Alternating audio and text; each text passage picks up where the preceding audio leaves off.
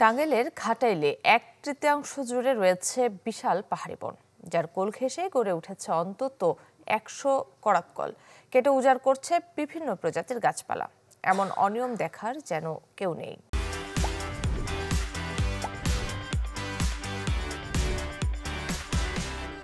টাঙ্গাইলের ঘাটাইল উপজেলার 1/3 জুড়ে এই শাল গজারি বনের আয়তন প্রায় 22,000 একর। এই ঘন অরণ্য যতই চোখ জুড়ানো হোক, এর কোল ঘেঁষেই অপেক্ষা করছে এই বনের জমদূত করাতকল। একটি দুটি নয়, প্রায় 100 করাতকল। এসব কলে শাল, গজারি, সেগুন, আকাশমণি সহ নানা প্রজাতির গাছ কেটে বন উজাড় করার আয়োজন পাকাপোক্ত হয়েছে। এতে উদ্বিগ্ন স্থানীয়রা।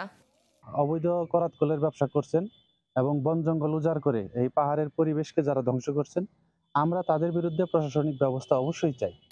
অভিযোগ রয়েছে যোগসাজশের মাধ্যমে বন বিভাগের লাইসেন্স আর পরিবেশ অধিদপ্তরের ছাড়পত্রের তোয়াক্কা না করে এসব করাতকল স্থাপন করা হয়েছে।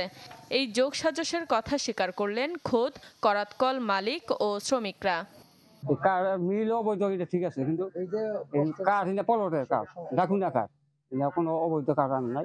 10-15 দিন বন্ধ করে ছেড়ে দিছিলাম, এখন আবার যে খুইলা আইন প্রশাসন থেকে নিয়ন্ত্রণ টেহা দিলে বৈধ, বৈধ আর টেহা ছাড়া অবৈধ।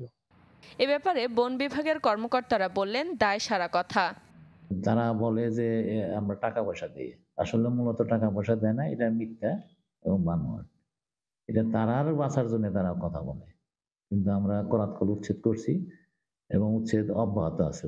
যদি স্পেসিফিক ইনফরমেশন পাওয়া যায়, অবশ্যই তাদের বিরুদ্ধে আইনানুগ ব্যবস্থা নেওয়া হবে। এবং আমরা ইতিমধ্যেই যে সমস্ত করাতকল উচ্ছেদ করেছি এবং তাদের বিরুদ্ধে আমাদের এই জুডিশিয়াল কোর্টে মামলা দায়ের করা হয়েছে। অবৈধ করাতকল বন্ধে কয়েকবারের অভিযানে কাজের কাজ হয়নি কিছুই। তাই স্থানীয়দের দাবি বন বিভাগের আরও কঠোর তৎপরতার। Desk report, channel 24।